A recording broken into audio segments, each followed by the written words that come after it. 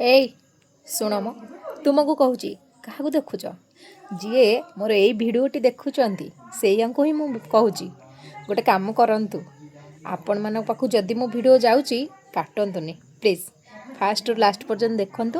ଯଦି ମୋ ଭିଡ଼ିଓ ଆପଣମାନଙ୍କୁ ଭଲ ଲାଗିଥିବ ତାହେଲେ ଲାଇକ୍ କରନ୍ତୁ। ଆଉ ଯଦି ଏ ଭିଡ଼ିଓରୁ ଆପଣମାନଙ୍କୁ କିଛିଟା ଖୁସି ବି ଲାଗିଲା ତାହେଲେ ଗୋଟିଏ କମେଣ୍ଟ କରନ୍ତୁ। ଆଉ ସଡ଼ନ୍ ମୋ ଭିଡ଼ିଓଟା ଆପଣମାନଙ୍କ ପାଖକୁ ଯାଉଛି ତ ଆପଣ କାଟି ଦେଉଛନ୍ତି, ସେମିତି କରନ୍ତୁନି। ଆପଣଙ୍କର ହିଁ କ୍ଷତି ହେଉଛି, ମୋର ନୁହଁ। କାହିଁକି ନା ମୋ ଭିଡ଼ିଓଟି ତ ଅଲରେଡ଼ି ଆପଣମାନଙ୍କ ପାଖକୁ ଶୋ କରିଦେଉଛି, ଆପଣମାନେ ଦେଖି ଦେଉଛନ୍ତି। ସେଇଟା କାଟି ଦିଅନ୍ତୁ। ହଁ, ଫୁଲ୍ ଦେଖୁନାହାନ୍ତି କିନ୍ତୁ ଦେଖୁଛନ୍ତି। ଆଉ ଆପଣଙ୍କର କ'ଣ ହେଉଛି ନା ଆପଣଙ୍କର ଭିଡ଼ିଓ କେବେ ବି ଲାଇକ୍ ହେବନି, କି କମେଣ୍ଟ ବି କେହି ଦେବେନି, କି ଭିଉ ବି ଯିବନି।